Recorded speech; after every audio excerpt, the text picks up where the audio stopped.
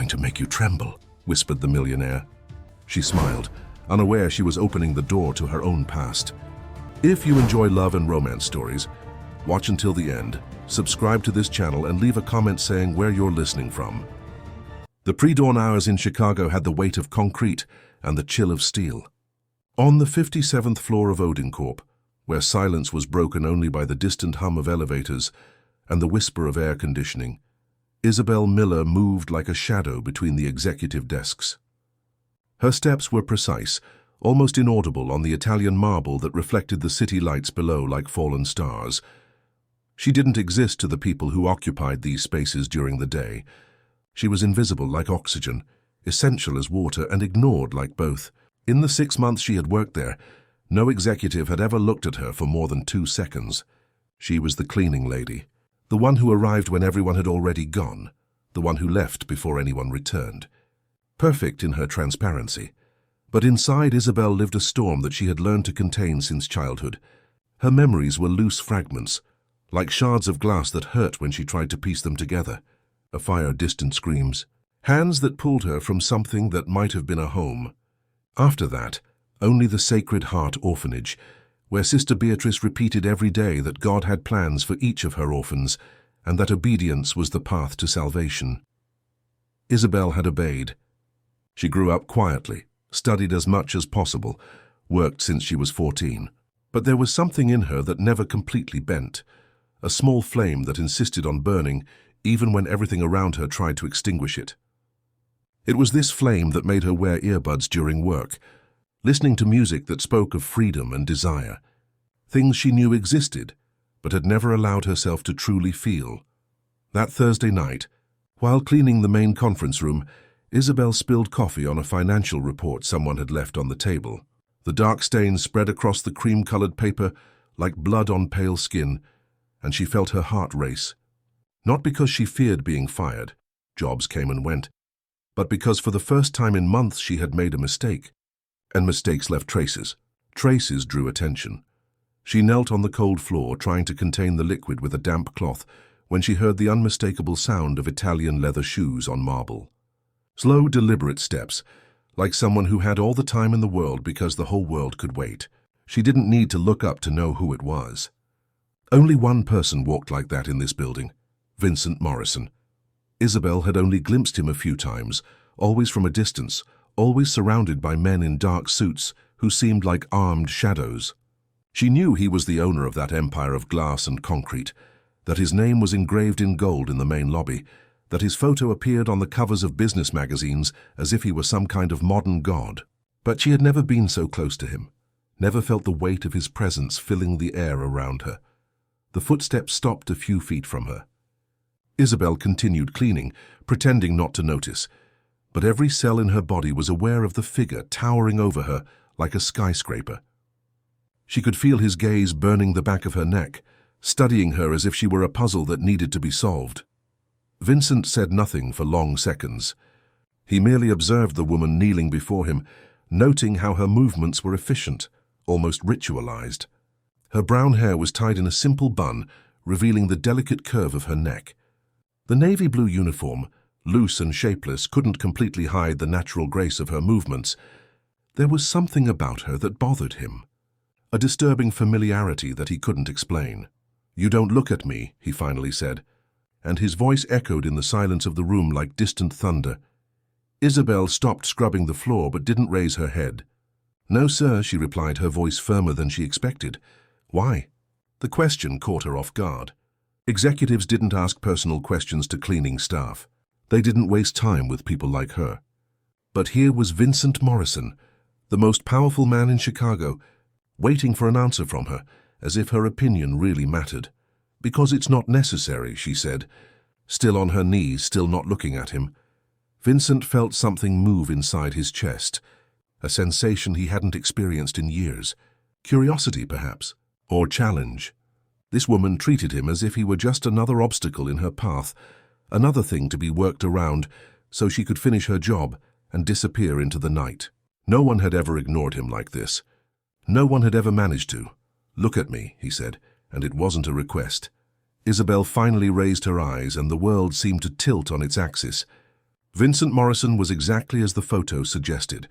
Tall, broad-shouldered, with the kind of handsome features that came accompanied by power and danger. His black hair was perfectly styled, his beard trimmed with surgical precision, but it was his eyes that disarmed her. Dark as the night outside, intense as lasers, and with something in them that she recognized without knowing why. An old pain, a hunger that no amount of money could satisfy. They looked at each other for a moment that seemed eternal, as if time had forgotten to continue. Vincent felt his breath catch in his throat. There was something in those brown eyes that made him want to simultaneously protect her and possess her, save her and destroy her.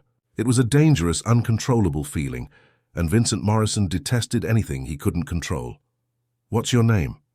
he asked, though he knew he could find out with a simple call to HR. "Isabel," she said, and her voice sounded like a confession. "Isabel," he repeated, savoring the name like it was rare wine. "You're going to work for me now." It wasn't an offer.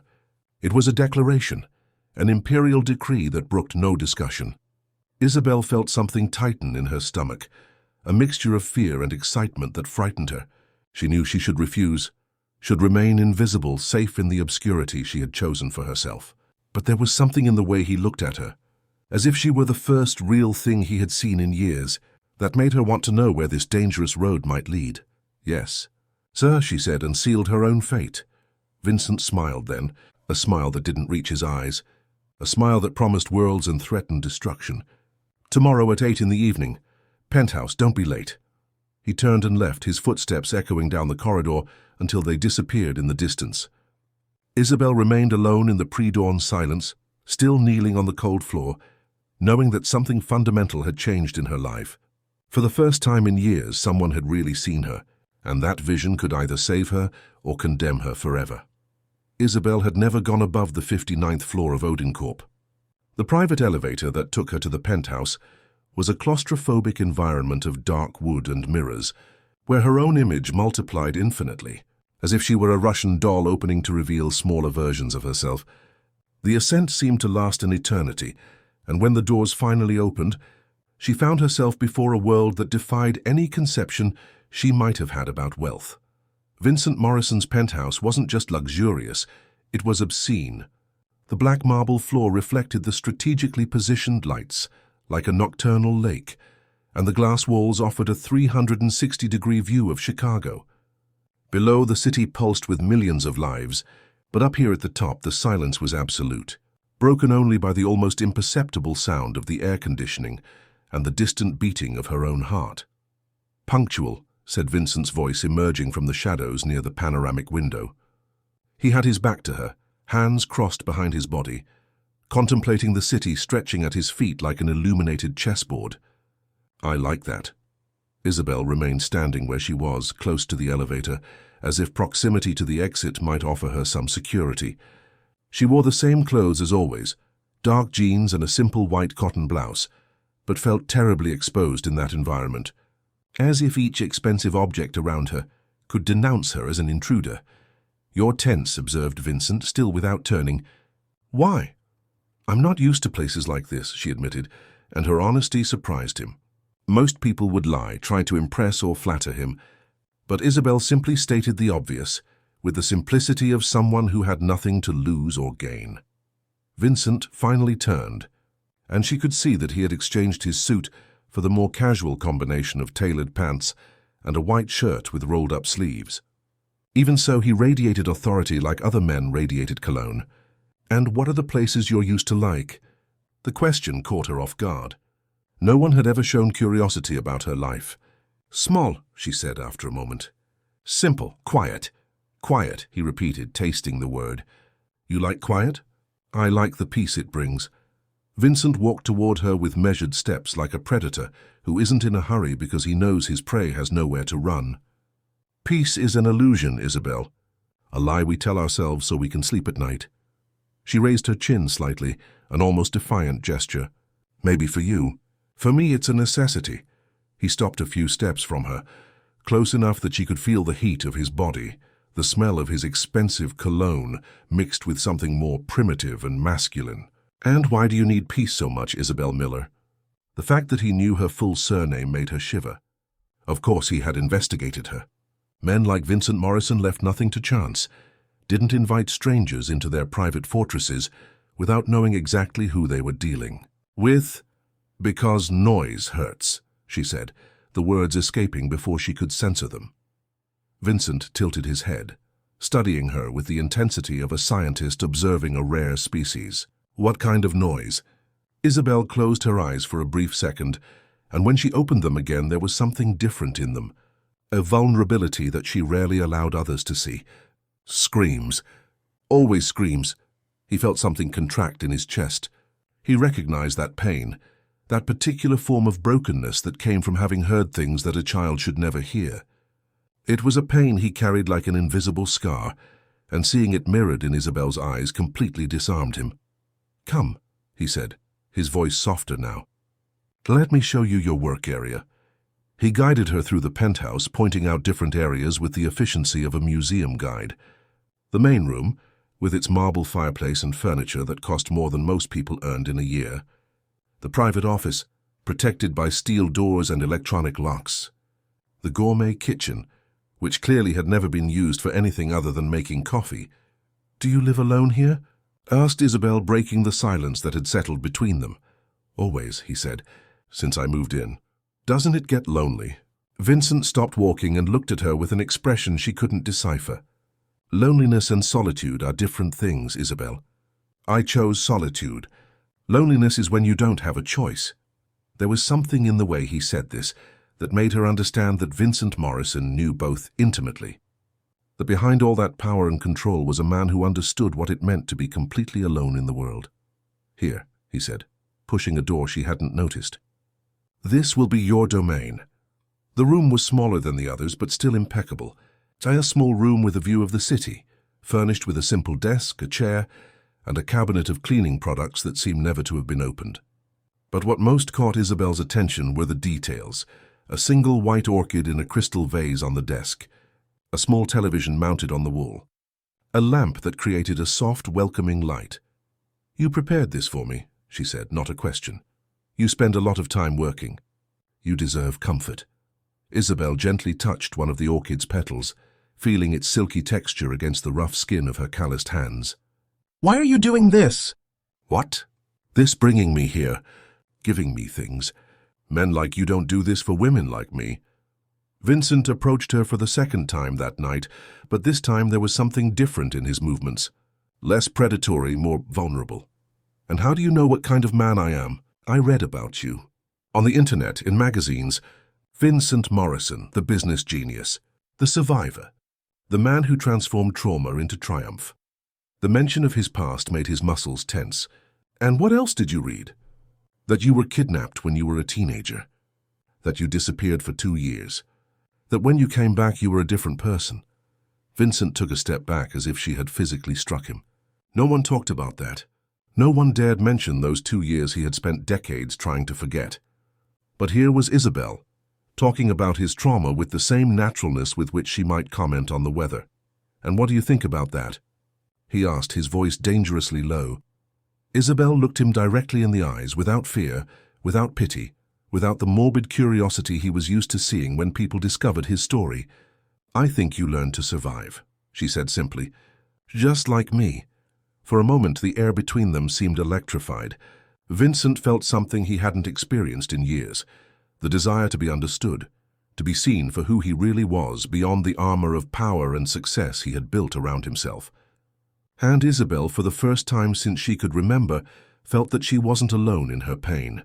"Start tomorrow," he finally said, his voice rough. "Same time." She nodded and headed for the elevator, but stopped with her hand on the door. "Vincent?" It was the first time she had pronounced his name, and the sound of her voice saying it made something break inside him. "I chose solitude too," she said, "but maybe I don't need to anymore." The elevator doors closed, leaving Vincent alone in his tower of glass and steel, with the disturbing sensation that his carefully controlled life was about to be turned upside down by a woman who cleaned floors and understood silence better than any executive he had ever known. During the EC first week working in the penthouse, Isabel discovered that Vincent Morrison was a man of obsessive routines. He woke up at 5 in the morning, ran on the treadmill for exactly 45 minutes, showered for no more than 10, and drank his coffee always from the same white porcelain cup.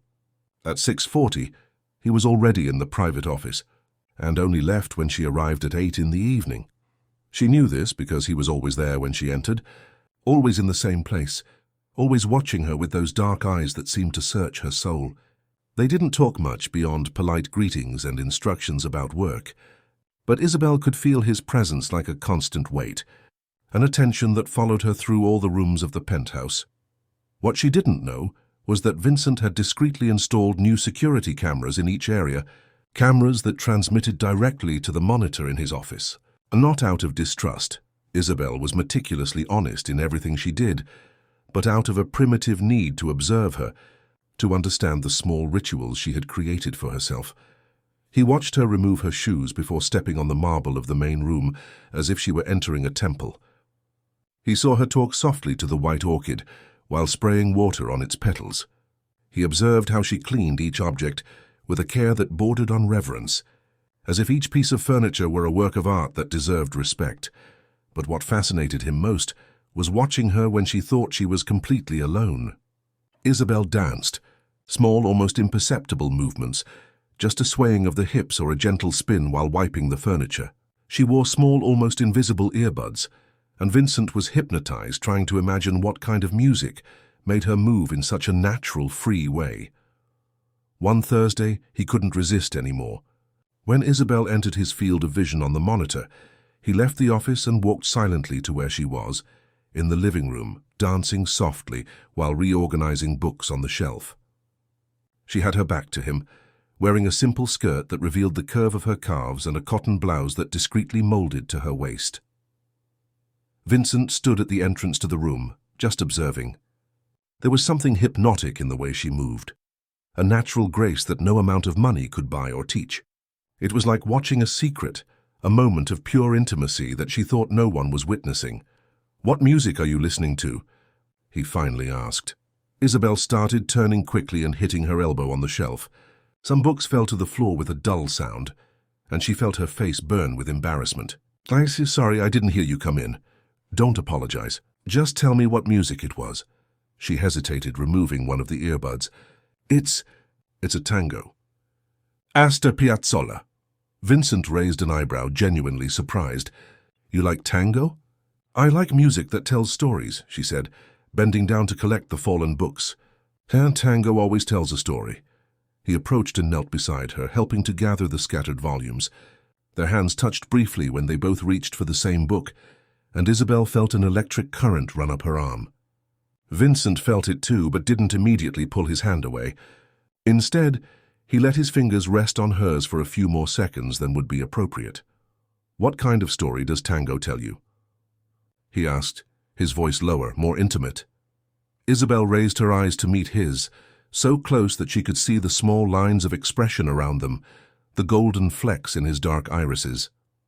Stories of people who lose themselves and find themselves, who hurt and heal, who dance even when the world is ending around them. Vincent felt something tighten in his chest. "And you? Do you dance even when the world is ending?" "I learned that sometimes it's the only thing left," she said, and there was an old sadness in her voice that made him want to embrace her and protect her from everything that had ever hurt her. They remained like that for a moment, kneeling on the floor of the luxurious living room, surrounded by books and unspoken secrets. Vincent had the power to buy anything, anyone, any experience he desired, but he couldn't remember the last time he had felt so alive, so present in a moment. "Teach me," he said suddenly. "What?" "To dance tango." Isabel looked at him as if he had lost his mind. "I'm not a dance teacher, Vincent. I just move, then show me how you move." There was something in the way he said this, a vulnerability hidden beneath the command, that made her understand that this wasn't a rich man's whim. It was a genuine request, perhaps the first he had made in years. Isabel slowly stood up and extended her hand to him. Vincent took it and stood, and she could feel the controlled strength in his muscles, the power contained in his movements. She placed one of the earbuds in his ear, keeping the other for herself. creating a sonic intimacy that connected them in an almost spiritual way. "First," she said, positioning his hand on her waist, "you need to feel the music. Not think about it. Feel it." Vincent's hand on her waist was large and warm, and Isabel had to make a conscious effort not to tremble. She placed her own hand on his chest over his heart, and could feel the accelerated pulse beneath her palm. "Now," she whispered, beginning to move slowly, "let me lead you." It was a surreal moment. Vincent Morrison, the man who commanded an empire, being guided by a woman he had known as a cleaning lady. But there was something deeply right about it, as if their bodies knew something their minds hadn't yet comprehended. They danced slowly around the room, unhurried, without performance. Just two bodies learning each other's language. Vincent discovered that Isabel had a natural scent of soap and inexpensive shampoo that was more seductive than any expensive fragrance he had ever smelled. Isabel discovered that he moved with a natural grace that was surprising in such a controlled man. "Why do you let me so close?" asked Vincent when the music ended, but they remained embraced. "Why do you want to be?" she countered. He didn't answer with words. Instead, he raised his free hand and gently touched her face, tracing the line of her jaw with his thumb. Isabel closed her eyes and allowed herself to feel the touch, allowed herself to want more. "You're dangerous," he murmured. "To you?" "To my control." Isabel opened her eyes and stared at him. "Control is overrated," she said, echoing his own words about peace. Vincent chuckled softly, a sound she had never heard before. It wasn't the polished laugh he used in meetings or interviews, but something genuine and slightly wild. "You're destroying my carefully organized life." "Isabel Miller." "Maybe," she said, sliding her hand across his chest until it rested over his heart again. "It's time to live a less organized life." That night, after Isabel left, Vincent stayed up late, reliving every second of that dance. For the first time in years, he couldn't concentrate on reports or strategic planning. All he could think about was the feeling of her waist under his hand, the simple perfume that had clung to his shirt, the way she had closed her eyes when he touched her face. He was losing control, and for the first time in his life he didn't care. But there was something that bothered him, a familiarity in her voice when she whispered dance instructions, a cadence that echoed somewhere deep in his memory. Something he should remember, but that remained frustratingly out of reach, like a dream at dawn.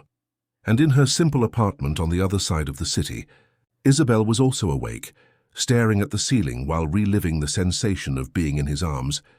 But when she finally fell asleep, she dreamed of voices in the dark, of small hands delivering pieces of bread, and of a boy who cried softly so as not to draw attention. A boy whose voice in the dream sounded exactly like Vincent Morrison's. The gifts began in the second week. They weren't obvious gifts, the kind of thing a rich man would give to impress a woman. They were strange, almost ritualized objects that appeared in specific places, as if they had been placed there by a benevolent ghost. First was the ebony hairbrush, left on the desk in her small workroom. It was a beautiful object, with hand-carved details and natural bristles as soft as silk.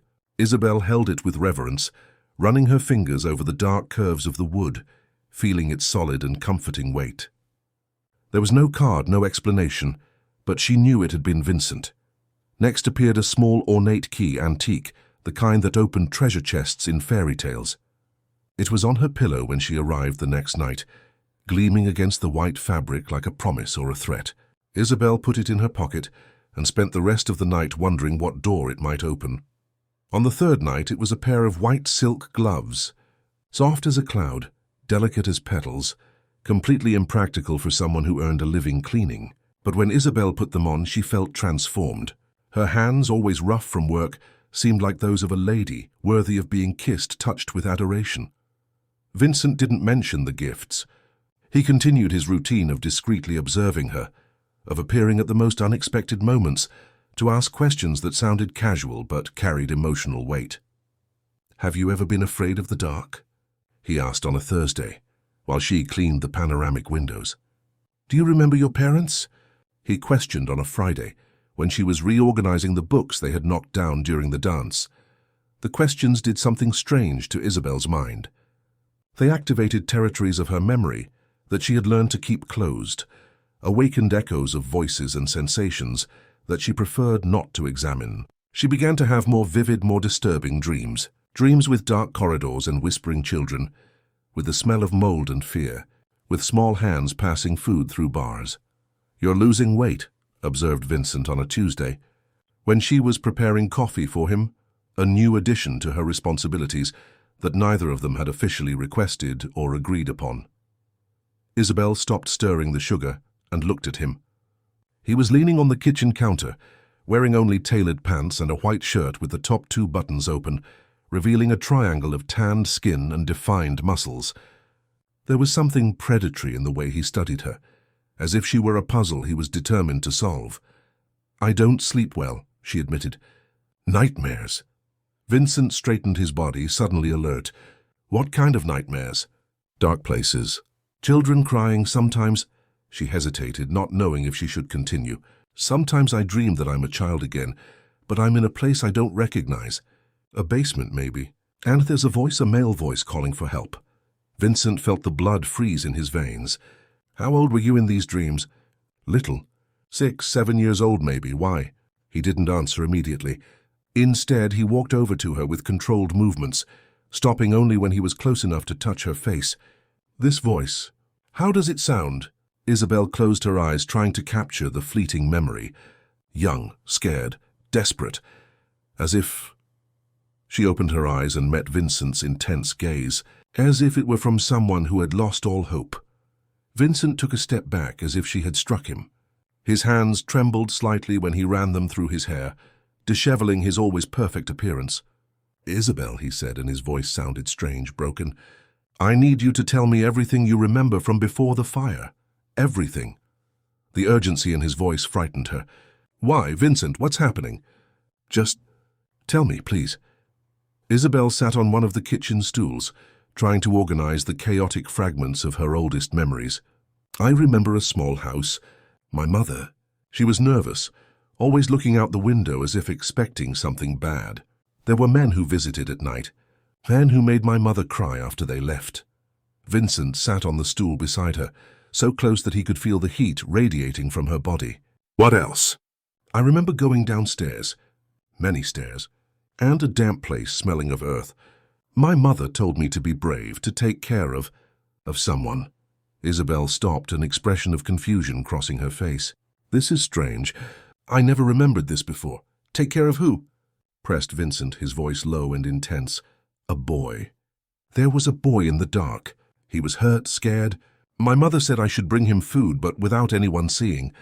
She said if the bad men found out, they would take me too." Vincent closed his eyes tightly, as if he were fighting against an unbearable physical pain.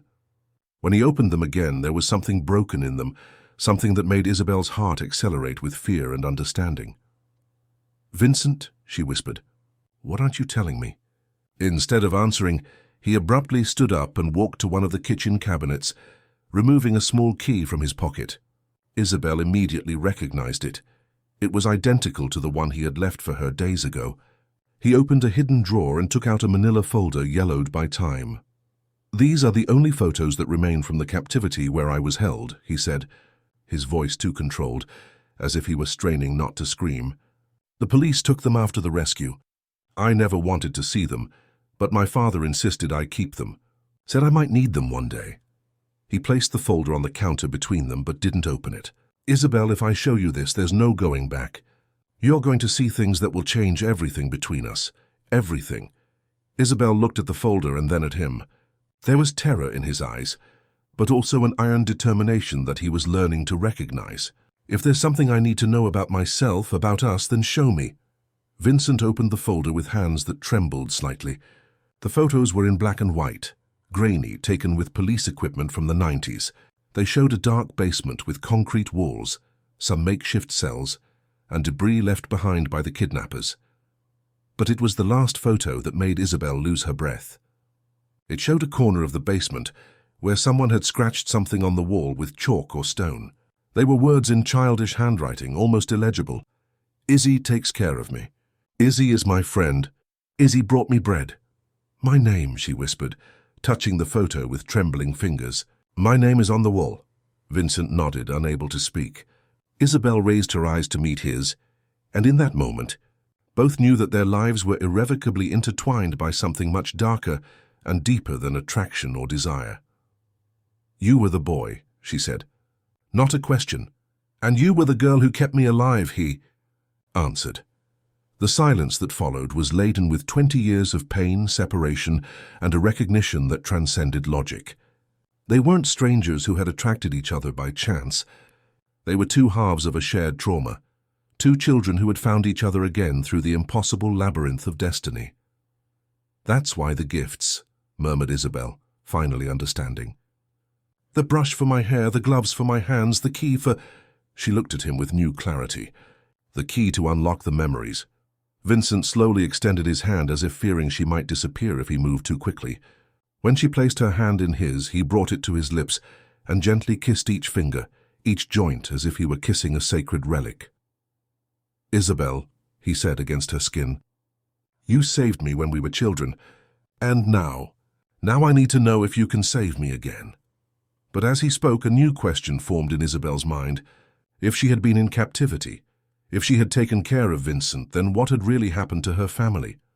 And why had her memories been so carefully erased? There were pieces of the puzzle still missing, secrets that could destroy not only what they were building, but everything they thought they knew about themselves. The discovery changed everything between them, but not in the way Isabel expected. Instead of bringing them closer, it seemed to create an invisible barrier made of guilt, trauma, and unanswered questions. Vincent became distant, almost formal, as if he feared that any intimacy might awaken demons that both preferred to keep dormant. For 3 days, he avoided being alone with her, communicating only through notes left on her work desk. Technical instructions about cleaning, delivery schedules, nothing personal. Isabel felt his absence like a physical wound, but she understood. She too was fighting against the avalanche of memories that now came in increasingly intense waves. The memory of her small hands passing pieces of bread through cold metal bars. His voice younger, more fragile, whispering "thank you" in the dark. The constant fear of being discovered by the men who went up and down the stairs with heavy boots. And most disturbing of all, the memory of her mother saying, "If something happens to me, Isabel, you take care of him. You're all he has now." On the 4th night, Isabel couldn't bear the silence anymore. She finished her work early and went to look for him in his office. She found him standing before the panoramic windows, a dark silhouette against the city lights, holding a glass of whiskey that he seemed not to have touched. "You can't ignore me forever," she said, closing the door behind her. Vincent didn't turn. "I'm not ignoring you. I'm thinking. And have you reached any conclusions?" He finally turned, and Isabel was shocked by what she saw. Vincent looked like he had aged years in a few days. There were dark circles under his eyes, a tension in his jaw that suggested sleepless nights, and something broken in his expression that made her want to hug him and never let go. "I've reached the conclusion," he said, placing the untouched glass on the desk, "that I'm a sick man, that all these years something in me recognized you, that my attraction to you might be nothing more than a psychological obsession with my savior." Isabel felt as if he had slapped her. "Is that what you think? That what's happening between us is just drama? I don't know what to think anymore. I don't know what's real." She walked toward him with determined steps, stopping only when she was close enough to touch him. "Want to know what's real, Vincent?" Before he could answer, she placed her hands on his face, forcing him to look at her. "What's real is that even without consciously remembering you, something in me always knew you were special. What's real is that when you touch me, I don't think about the scared boy in the basement. I think about the man you've become, the man who makes me feel things I never allowed myself to feel." Vincent closed his eyes, leaning into her touch like a man lost in the desert would lean into a source of fresh water. "Isabel, what's real," she continued, her voice growing more intense, "is that I would choose you even if there were no history between us, even if we were complete strangers, because what I feel doesn't come from the child I was, it comes from the woman I am." He opened his eyes, and in them was a vulnerability so raw that she felt her heart clench. "And if you're wrong, what if it's just our minds playing tricks?" In response, Isabel rose on her tiptoes and kissed him. It wasn't a soft or hesitant kiss, but something urgent, desperate, full of all the hunger that had built between them for weeks. Vincent resisted for a fraction of a second before completely yielding, enveloping her in his arms as if she were the only solid thing in a crumbling world. The kiss deepened, became a conversation without words about need, desire, and recognition. Vincent's hands intertwined in her hair, undoing the careful bun and letting the brown locks cascade over her shoulders. Isabel pressed herself against him, feeling the solidity of his body, the heat of his skin through his shirt, his heart beating against hers in a synchrony that transcended any logic. When they finally separated, both were breathless. Vincent rested his forehead against hers, his eyes closed as if he were memorizing that moment. "This is real," whispered Isabel against his lips. "This is choice. This is present, not past." Vincent opened his eyes and looked at her as if he was seeing her for the first time. "You're right," he said, his voice rough with emotion. "But there are still things you don't know. Things about that time, about my family, about what really happened." Isabel felt a chill run down her spine. "What things?" Vincent moved away slightly, creating space between them, but keeping his hands on her waist as if he couldn't completely let her go. "The kidnapping wasn't random, Isabel. It was planned. Her revenge. Revenge against whom? Against my father. Against the way he built the Odenkorp Empire." Vincent paused as if the next words were poison he needed to spit out. "He destroyed lives, Isabel. Entire companies, entire families, and some of those people wanted retribution." Isabel felt her world tilt again. "And my mother? What did she have to do with it?" "She worked for one of the partners my father betrayed. Roger Ayers, she was his secretary, but also—" Vincent hesitated. "Also what?" "Also an informant. She passed information to the men who planned my kidnapping. Information about my routine, my schedules, my habits." Isabel's world collapsed. "My mother used me. She put me in that captivity so I could watch over you." "No," said Vincent quickly, holding her face between his hands. "It wasn't like that. Your mother made a deal to protect you. When the kidnappers discovered she had a daughter, they threatened to use you too. She bargained her cooperation for your safety. But I ended up in captivity anyway." Vincent nodded, pain evident in his eyes. "Because something went wrong. The police were closing in faster than expected. The kidnappers panicked and decided to get rid of the evidence. Your mother was killed and you—" He stopped, unable to continue. "And I should have been killed too," completed Isabel, her voice strangely calm. "But someone saved me. My father. Ironically, it was my father. When the police raided the hideout, he insisted on going along. He found you first, alone in a separate cell, and got you out of there before anyone could see you. He handed you over to a religious family, invented a story about you being a survivor of a fire." Isabel moved away from him, needing space to process the avalanche of information. "So I grew up cleaning the corridors of the company that destroyed my family. I worked for the son of the man who ordered my mother's death. Isabel, I didn't know. When I saw you that night, I had no idea who you were. If I had known, what would you have done?" she asked, turning to face him. "Pushed me away? Given me money and sent me away?" Vincent couldn't answer, because he didn't know what his reaction would have been. The guilt he carried for the wealth built on others' destruction was a weight he had carried for years, but it had never manifested in such a personal, intimate way. "Isabel," he said finally, "what happened between our families was before we were born, was beyond our control. But what we do now, the choice we make for each other, that's ours." She studied him for a long moment, seeing not just the powerful CEO, but the scared boy she had comforted in the dark. The man who had built a fortress around himself to never be vulnerable again, and was now offering her the keys to that fortress. "Vincent," she said, walking back to him, "our story began with you as a prisoner and me as your secret guardian. Perhaps it's appropriate that now we're prisoners of each other."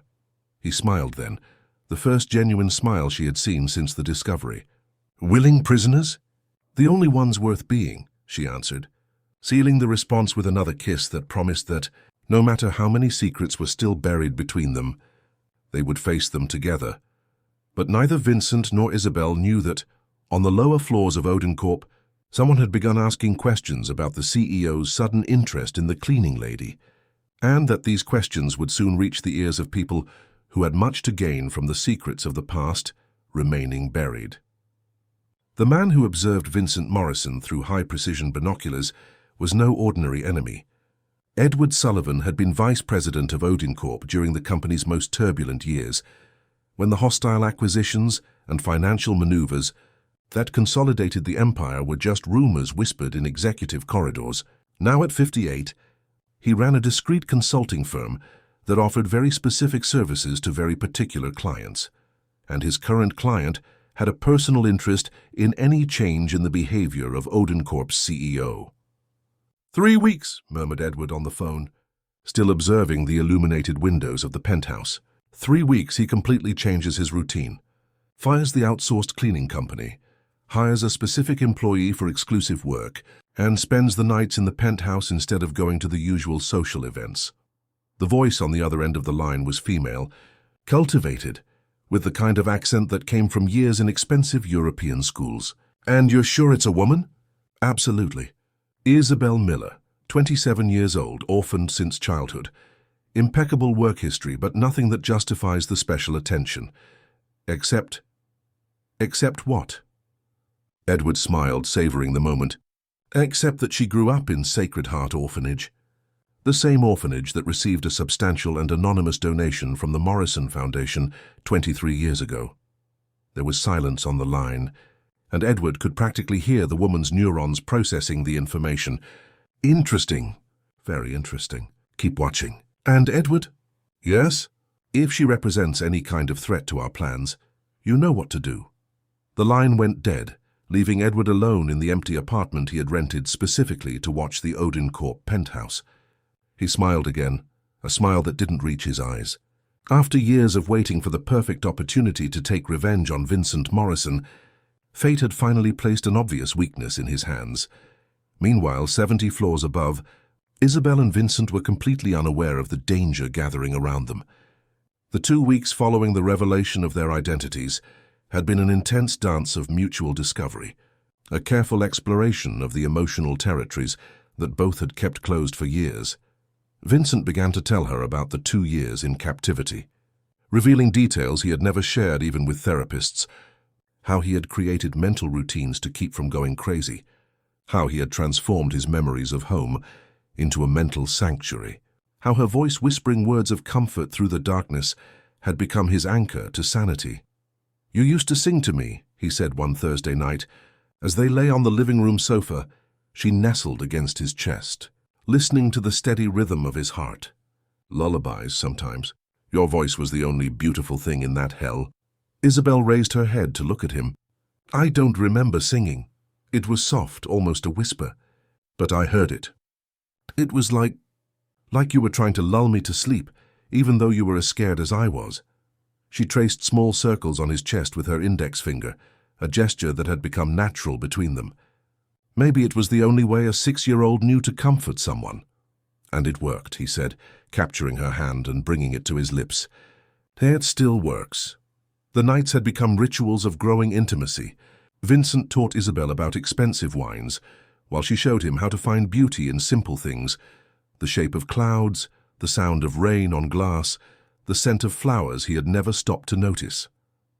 They cooked together, something Vincent had never done, discovering that Isabel had a natural talent for seasonings and that he found peace in the meditative rhythm of cutting vegetables. But it was in the moments of shared silence that the connection between them deepened most intensely. Vincent had discovered that he could simply exist in Isabel's presence without the constant need to control, plan, or dominate. She accepted him in his moments of vulnerability with the same naturalness with which she accepted his strength, as if she instinctively understood that both were essential parts of who he really was. Isabel, in turn, was discovering parts of herself that she had kept buried for years. With Vincent, she allowed herself to be desired, admired, protected without feeling diminished. He saw her as a complete woman, not as an orphan to be pitied or an employee to be tolerated. In his eyes, she was powerful, fascinating, indispensable. "Have you ever thought about leaving Chicago?" asked Vincent one night, as they watched the city through the panoramic windows. "Traveling the world, seeing places that only exist in magazines." "I never had that option before," said Isabel. "And you? Have you ever thought about leaving all this behind?" Vincent pulled her closer, breathing in the simple but addictive scent of her hair. Before you know, now I think about many things I never thought about. It was then that she turned in his arms, pressing her body against his with a deliberation that made Vincent's blood boil. Like what? Like what it would be like to wake up with you every day, he murmured, his hands sliding along the curves of her waist. What it would be like to make you laugh in the morning, to see you making coffee in our kitchen, to watch you dancing barefoot in our living room. Our kitchen, she repeated, tasting the words. Our living room, if you want. In response, Isabel kissed him with an intensity that made both forget where they were, who they were, what world existed beyond that sofa. It was a kiss that promised futures, that sealed unspoken agreements, that transformed two broken people into something stronger than the sum of their parts. When they separated, both were breathing heavily. Vincent studied her face in the soft light of the city, memorizing every detail as if it were a treasure he needed to protect.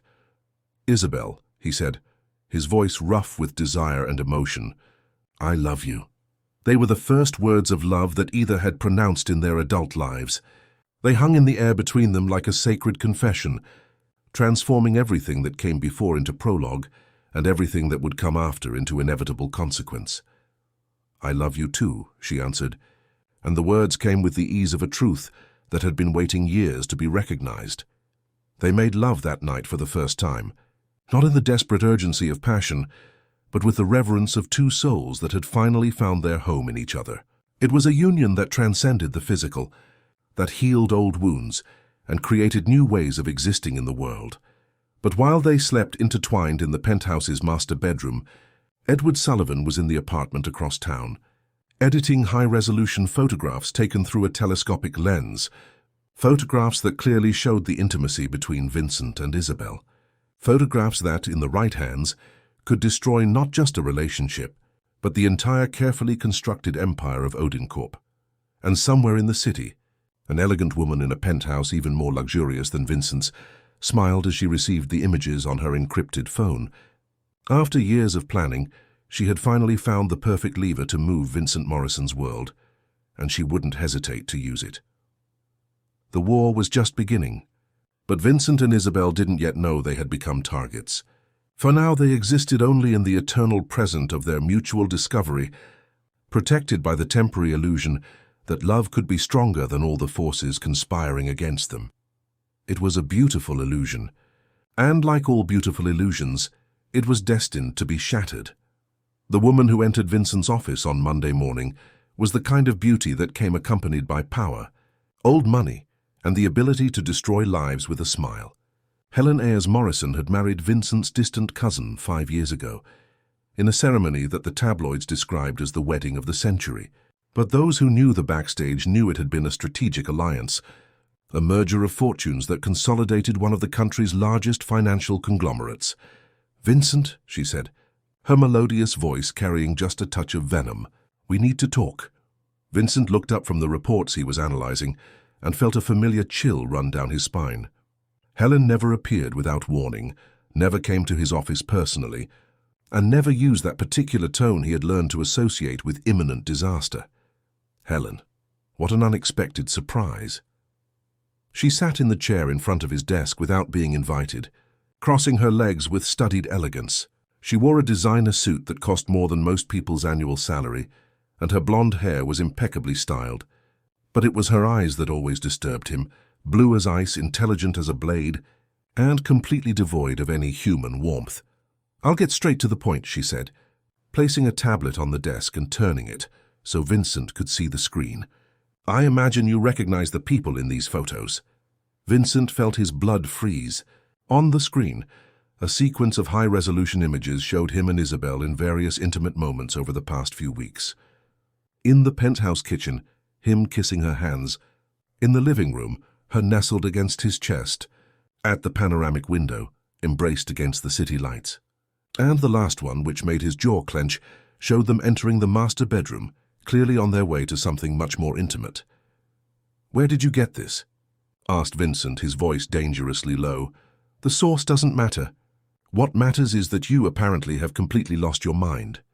Helen slid her finger across the screen, enlarging one of the photos. Isabel Miller. Cleaning lady. Orphan. And most interestingly, former resident of Sacred Heart Orphanage. Vincent felt his world begin to crumble. What do you want? First, I want you to end this pathetic situation. Immediately. By next Monday, she should be far from Odenkorp, far from you, far from Chicago if possible. And if I refuse? Helen smiled, and it was a smile that promised destruction.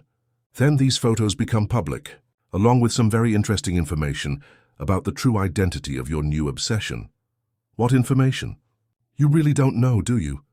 Helen laughed, a crystalline and cruel sound.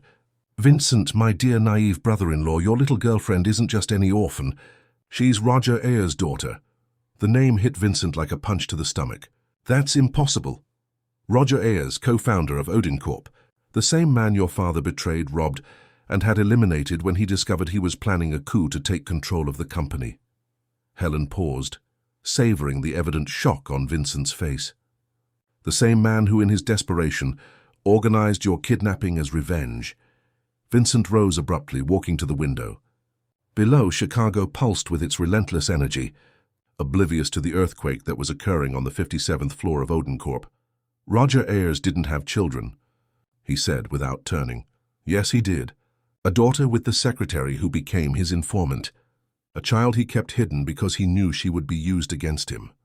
A child who ended up in the same captivity as you when everything went wrong. You're lying. Helen stood up and walked over to him, stopping beside him at the window. Am I? Then explain to me why a common orphan would spark this kind of obsession in you. Why you would completely change your behavior patterns for a cleaning lady. Why? Because I love her, interrupted Vincent, finally turning to face her. Oh, Vincent. Helen's voice was laden with false pity that was more insulting than any direct cruelty. You don't love her. You love the idea of her, the girl who comforted you in captivity. But that girl grew up knowing exactly who you were, grew up planning this moment. Isabel didn't know who I was when we met, didn't she? Or didn't she want you to know that she knew? Helen returned to the desk and picked up another tablet, showing him a different image. This photo was taken 6 months ago, long before you met, your dear Isabel leaving a meeting with Edward Sullivan. Vincent looked at the photo and felt his reality shatter. Edward Sullivan, the man who had tried to bring down his father years ago, who had been expelled from Odenkorp when his betrayals were discovered. The man Vincent knew still harbored resentments and plans for revenge. She's been spying on you from the beginning, continued Helen, her voice taking on an almost maternal tone. Collecting information, gaining your trust, waiting for the right moment to destroy you. Everything you've experienced together was a carefully orchestrated lie. Vincent sat heavily in his chair, his mind racing to process the implications. If it were true, if Isabel really was Roger Ayer's daughter, if she were working with Edward Sullivan, then everything between them had been a farce. Each intimate moment, each confession, each promise of a future. What do you want in exchange for your silence? He asked, his voice dry as paper. I want you to marry me. Vincent looked up, shocked. Helen, you're already married. To your cousin, yes, a charming man but without real ambition, without the vision necessary to take our family interest to the next level. She leaned over the desk, her blue eyes shining with a predatory intensity. You and I, Vincent, could rule not just Chicago but the entire country. Think of the power, the influence, the legacy we could build. And your husband? Helen shrugged with casual elegance. Accidents happen, especially to men who have dangerous hobbies like mountain climbing. The coldness with which she spoke about murdering her own husband made Vincent realize he was dealing with someone much more dangerous than he had imagined. Helen wasn't just ambitious, she was psychopathic. I need time to think, he said. You have until Friday. After that, the photos become public, and I guarantee that Isabel's true identity will leak to the press at the same moment. Imagine the headlines. Odenkorp CEO involved with daughter of man who ordered murder. Helen stood up, smoothing her suit skirt. Oh, and Vincent? Don't think about warning your little spy. She's being watched 24 hours a day. Any suspicious movement, any attempt to escape, and she simply disappears. After Helen left, Vincent remained alone in his office for hours, staring fixedly at the photos on the tablet. Each image he had considered proof of true love now seemed evidence of his own naivety. Each moment he had cherished as genuine now seemed infected by the possibility of having been calculated. Rehearsed, false, but while he sat there, devastated by the possibility of having been betrayed by the only person he had learned to love, Vincent didn't know that Isabel was 3 floors below, in a small storage room, being confronted by 2 men she didn't recognize, but who clearly knew her very well. "Isabel Ayres," said one of them, a thin man with scars on his hands. "It's time for you to remember who you really are, and why you're here." And as they spoke, showing her documents and photos she had never seen before, Isabel discovered that everything she thought she knew about her own life had been a carefully constructed lie, and that the war between her past and her present was just beginning. The 2 men who confronted Isabel in the storage room on the 43rd floor didn't look like ordinary thugs. The taller one, with grey hair and well-cut suits, had the posture of someone used to giving orders. The other, younger, held a folder of documents with the care of someone handling explosives. "Please sit down," said the older man, indicating a chair that clearly had been placed there specifically for that conversation. "My name is Dr. Henry Fields. I was a forensic psychiatrist for the police department during the 90s, and this is Mark Sanders, private investigator." Isabel remained standing, every survival instinct she had developed during years of invisibility now on high alert. "I don't know who you are or what you want, but I have nothing to say." "Actually, Ms. Ayres, you have a lot to hear." The surname hit her like a shot. "My name is Miller." Dr. Fields smiled with professional gentleness. "That was the name they gave you at the orphanage, but it's not the name you were born with. You are Isabel Ayres, daughter of Roger Ayres and Carmen Miller." Isabel felt her legs weaken and finally sat down, not out of obedience, but out of necessity. "That's impossible."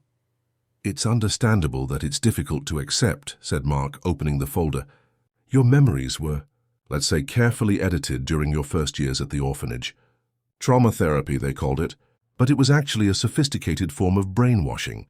He placed a document before her, a birth certificate yellowed by time. The name was clearly printed: Isabel Ayres, born March 15, 1997, daughter of Roger Ayres and Carmen Miller. "My father died," began Isabel, but her voice failed. "Was a brilliant man, but naive," continued Dr. Fields. "Roger discovered that his partner, Vincent Morrison Sr., was diverting funds from Odin to finance illegal operations. When he tried to expose the corruption, he became a target. So he organized the kidnapping?" asked Isabel, her voice barely above a whisper. "No, that's the lie the Morrisons spread to justify your father's murder." Mark placed another photo on the table. "Vincent's kidnapping was organized by an independent group of criminals who wanted ransom money. Roger was killed 3 days before the kidnapping happened." Isabel looked at the photo. It was a newspaper clipping showing her father being taken by the police, with the headline dated a week before Vincent's kidnapping. The chronology didn't make sense if he was the organizer. "But I was in captivity," she said, confused. "I remember taking care of Vincent." "Yes, you were, because your mother, desperate after Roger's death, made a terrible deal with the kidnappers. They promised that if she helped keep Vincent alive and calm during captivity, you two would be spared when the ransom was paid." Dr. Fields leaned forward, his voice taking on the gentle tone he probably used with traumatized patients. "Your mother believed she was saving you both. She didn't know that the criminals never planned to release witnesses. But I survived, because Vincent Morrison Sr. had an attack of conscience. When the police raided the hideout, he saw an opportunity to cover up his guilt in Roger's death by saving his daughter." Mark placed more documents on the table. "He paid to have your memories altered, so you would grow up believing you were a common orphan instead of the legitimate heir to a fortune he had stolen." Isabel looked at the documents, seeing her own face in photos she didn't remember taking, seeing her signature on papers she didn't remember signing. "Why are you showing me this now?" "Because Helen Morrison has decided you represent a threat," said Dr. Fields.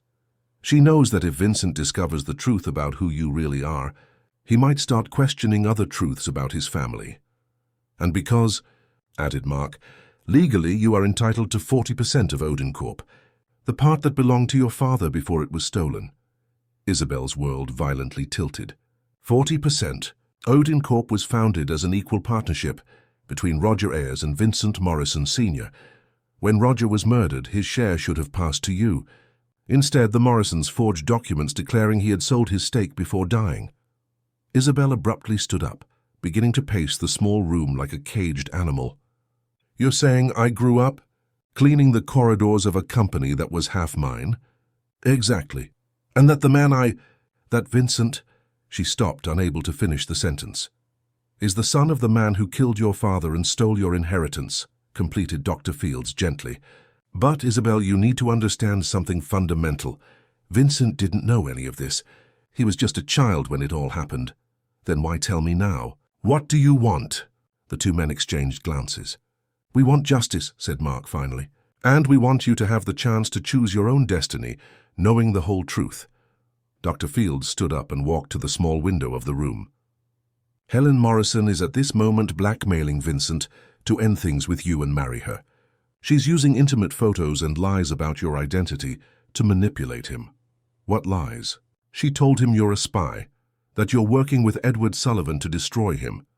She even falsified a photo of you with Edward to give credibility to the lie. Isabel felt anger rising in her throat like lava. And he believed it? He's confused, hurt, being bombarded with false evidence at the moment he's most emotionally vulnerable, said Dr. Fields. Helen is very skilled at manipulating people. So what can I do? Mark smiled for the first time since they had begun the conversation. You can fight back. We have here not only proof of your true identity, but also evidence of all the crimes the Morrison family has committed over the years, including your father's murder. He opened another section of the folder, revealing photographs, bank documents, recordings. Helen isn't just ambitious, she's sociopathic. In the last 5 years, 3 people who could expose the secrets of the Morrison family have died in accidents, including an accountant who discovered the illegal financial movements. Isabel studied the documents, feeling a transformation occur within her.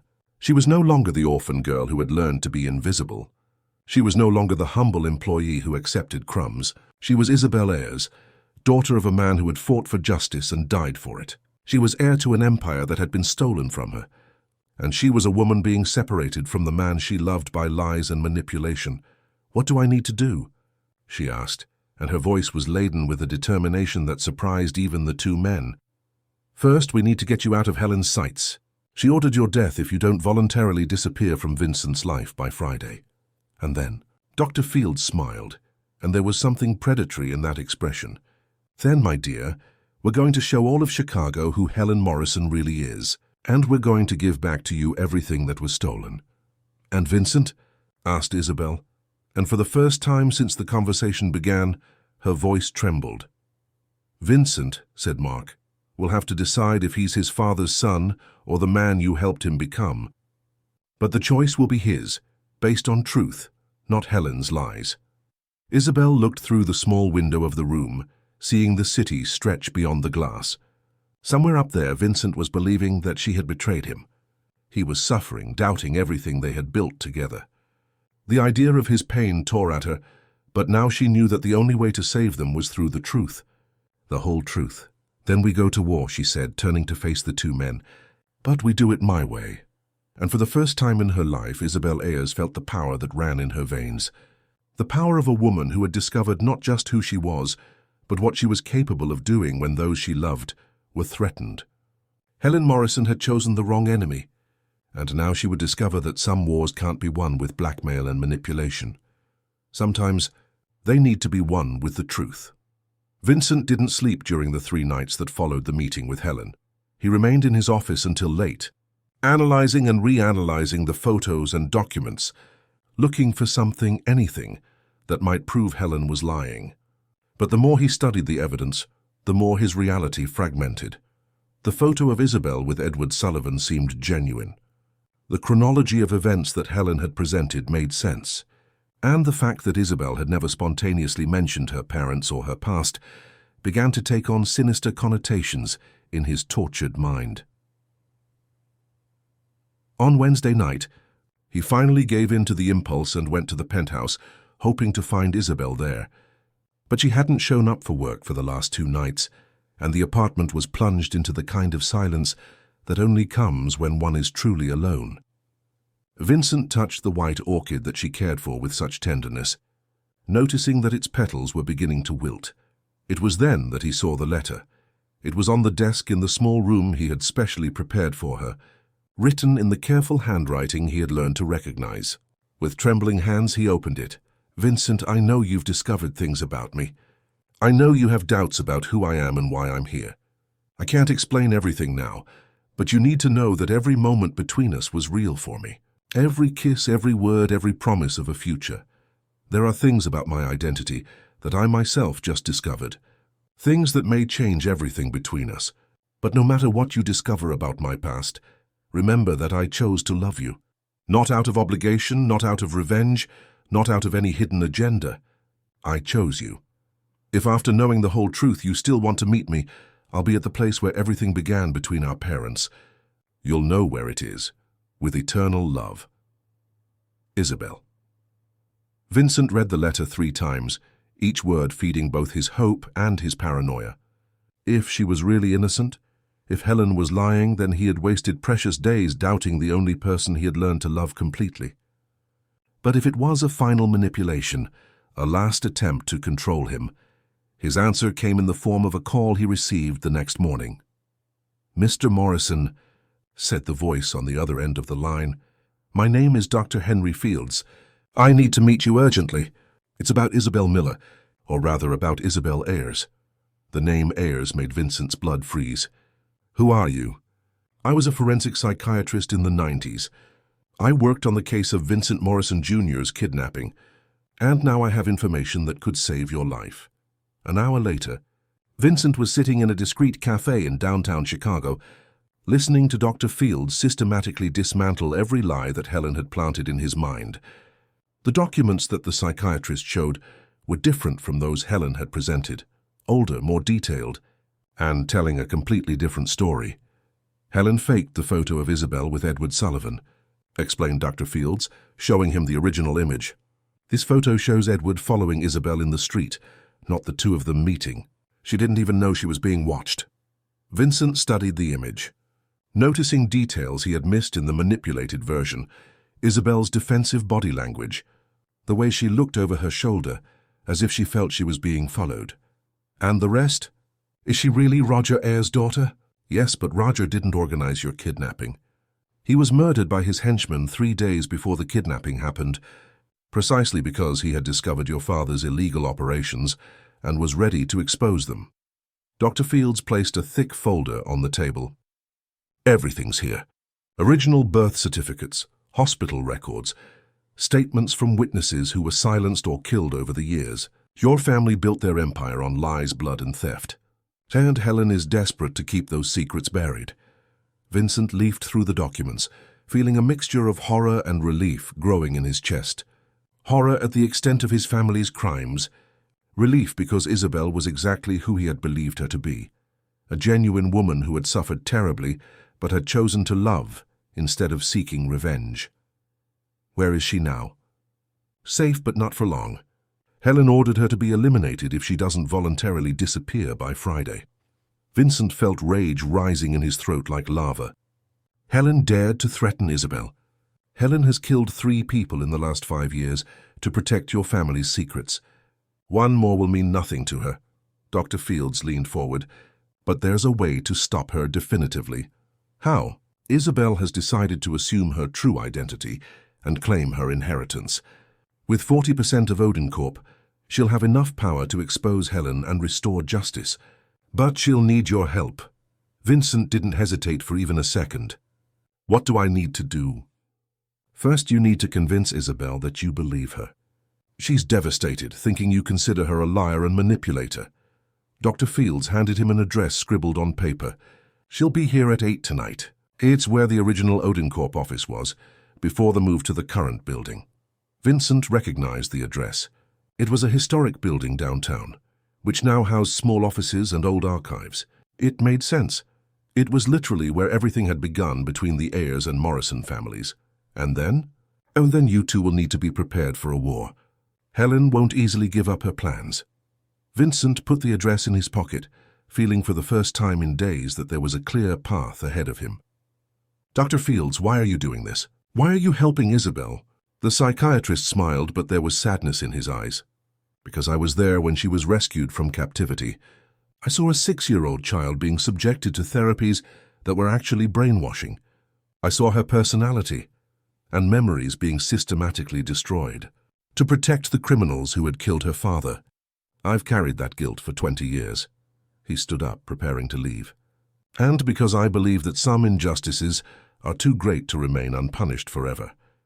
Vincent spent the rest of the day preparing for the most important meeting of his life. Not just preparing to ask Isabel for forgiveness, but to offer her something she had lost long ago, her true identity, her legitimate place in the world, and a partner who would fight by her side against any enemy. Meanwhile, across town, Isabel was standing before a mirror in a small, safe apartment, observing her own reflection. Mark had brought different clothes, not the simple uniform she was used to, but a black crepe dress that made her look exactly what she was, an executive, an heiress, a woman of power. "Ready?" asked Dr. Fields, entering the room. Isabel touched the simple necklace she always wore, the only thing that remained from her true mother. "I'm afraid," she admitted. "Of what?" "That when Vincent sees me like this, when he knows who I really am, he'll realize he preferred me as a cleaning lady. Simple, harmless." Dr. Fields smiled. "My dear, Vincent fell in love with your essence, not your circumstance, and your essence never changed. You were always strong, always brave, always extraordinary. Now you just have the power to show it to the world." Isabel took a deep breath, feeling the transformation complete within her. She was no longer Isabel Miller, the orphan who had learned to be invisible. She was Isabel Ayers, daughter of a man who had died fighting for justice. She was a woman who had saved Vincent's life when they were children, and was ready to save it again, this time, from the legacy of lies and crimes that threatened to destroy them. "Then let's finish this," she said, heading for the door. "It's time for Helen Morrison to discover that some people can't be bought, blackmailed, or killed. Some people fight back." And as the sun set over Chicago, two people who had been separated by lies and manipulation prepared to meet again, not as CEO and employee, not as powerful man and vulnerable woman, but as equals, as partners, as two survivors who had decided they deserved more than the crumbs the world had offered them. They deserved the truth. They deserved justice. And they deserved each other. The historic building in downtown Chicago held decades of memories between its exposed brick walls. It was here that Roger Ayers and Vincent Morrison Sr. had sealed the partnership that would give rise to Odin Corp., dreaming of an empire based on innovation and integrity. Ironic that it was also the place where their children would meet to undo the lies that had grown over those dreams. Vincent arrived first, climbing the creaking stairs to the 4th floor where the old office was located. The space had been empty for years, but still retained the decadent elegance of the 80s. High windows, dark wood floors, a privileged view of Republic Square. He positioned himself before the window, observing the movement of the city below, trying to control the whirlwind of emotions that threatened to consume him. When he heard the soft footsteps on the staircase, his heart raced. But when Isabel appeared in the doorway, Vincent felt as if he were seeing her for the first time. The black dress accentuated her natural elegance, and there was something different in her posture, a confidence that had always been there, but that she now allowed the world to see. "Isabel," he said, his voice breaking slightly. "Vincent." She remained at the entrance, as if testing the emotional ground between them. "You came alone. As you asked." He turned completely to face her. "And I came to ask forgiveness." Isabel walked slowly to the center of the room, maintaining a safe distance between them. "Forgiveness for what?" "First, Imapsi, for doubting you. For believing lies. For letting Helen poison my mind against the only person who—" "Who what?" Vincent closed his eyes for a moment, gathering courage. "Who made me believe I could be more than my father's legacy? Who showed me what it's like to be loved without agenda, without interest, without expectations beyond being reciprocated?" Tears began to form in Isabel's eyes, but she held them back. "And now? After knowing who I really am, daughter of the man your family destroyed, now I know that you are exactly who I always thought you were. An extraordinary woman who survived hell and chose to heal instead of taking revenge. A woman who had every right to hate me but chose to love me. Vincent took a step toward her, then another. Isabel Ayers, legitimate heir to 40% of Odin Corp, daughter of a man of honor, survivor of unimaginable traumas, and the woman who saved my life twice, once when we were children, and once when you taught me that love is worth more than power. She didn't resist when he took her hands in his. Do you forgive me for having doubted? Vincent, she said, her voice trembling with emotion, I forgive you for everything. I would always forgive you because you are my choice. No matter what blood runs in your veins, no matter what crimes your family committed, you are not your father, just as I am not defined by what they did to my father. They kissed then, a kiss that was reconciliation and promise, forgiveness and commitment. It was the kiss of two souls who had found their way back to each other through a labyrinth of lies and manipulations. When they separated, Vincent held her face between his hands. Are they ready to make your true identity public? Dr. Fields has prepared everything. Tomorrow morning, the press receives a complete dossier on the crimes of the Morrison family, including evidence of my father's murder.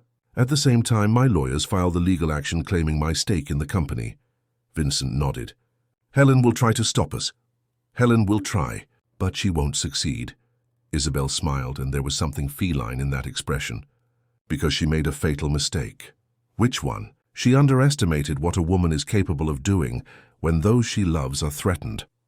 At that moment, Vincent's phone rang. It was Helen. Answer it, said Isabel. It's time she knows she's lost. Vincent activated the speakerphone. Helen's voice filled the empty space, laden with barely disguised venom. Vincent, darling, I hope you've used these last few days to think clearly about my proposal. I have, Helen, and my answer is no. There was a dangerous pause. No, I won't marry you. I won't abandon Isabel.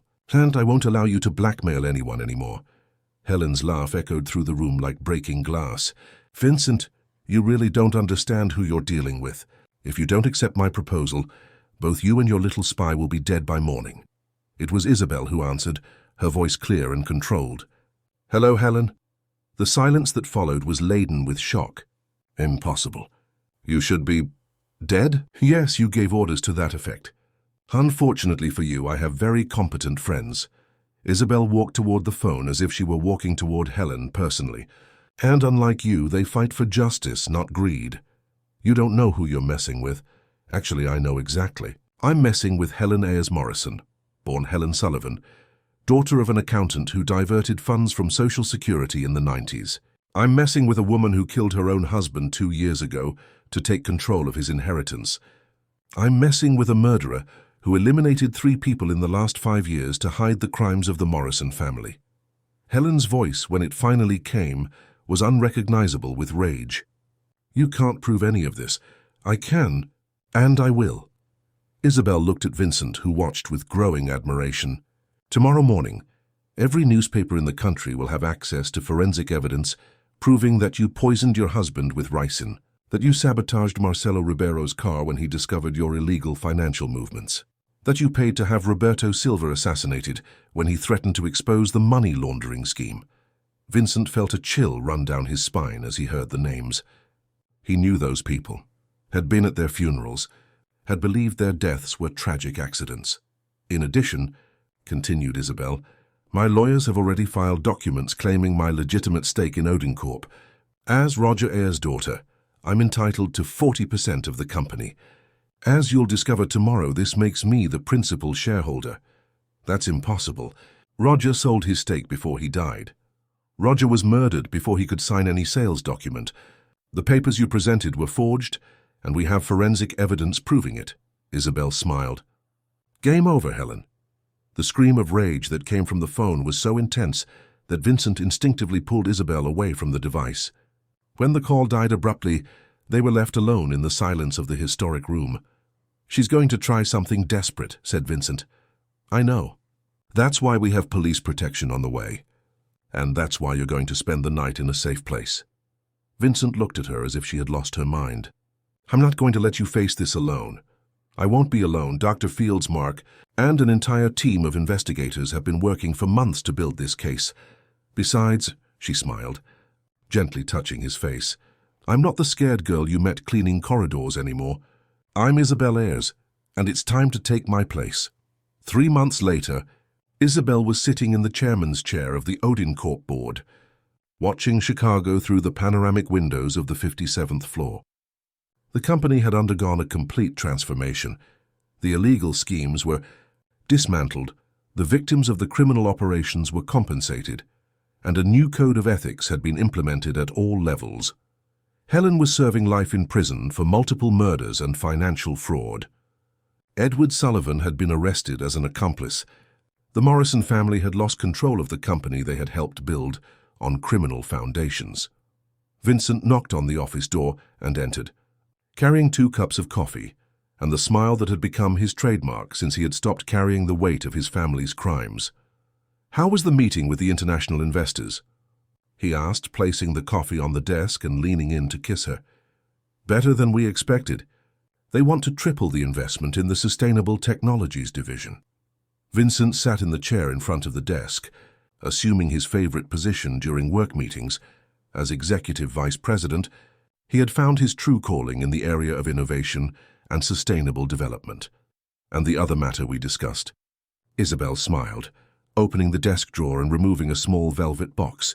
"I think it's you who should ask this question." Vincent took the box and knelt on the floor of the office that had once belonged to her father, in the building she now commanded, before the windows that showed the city they had learned to see not as territory to be dominated, but as a community to be served. "Isabel Ayres," he said, opening the box to reveal a simple but dazzling diamond ring. "Will you marry the man you saved twice and who promises to spend the rest of his life saving you back?"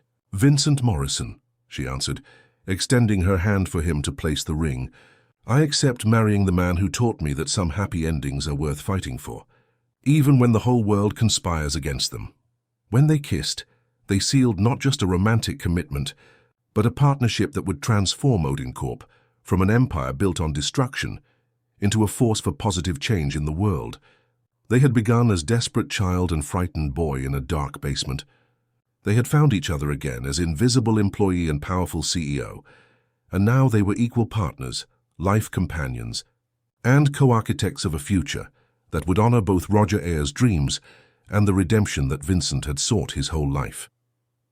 That night, when they left Corp together, Isabel looked back one last time at the building that had defined so much of their lives. "Any regrets?" asked Vincent, following her gaze. "None," she said, intertwining her fingers with his. "Everything we went through brought us here, and here is exactly where we belong." They walked together through the streets of Chicago, no longer as predator and prey, no longer as powerful and vulnerable, but as 2 people who had learned that true power comes from choosing to love even when the world says it's impossible. That true strength comes from forgiving, even when it would be easier to take revenge. And that the best happy endings are those won with blood, sweat, tears, and the courage to believe that 2 people can be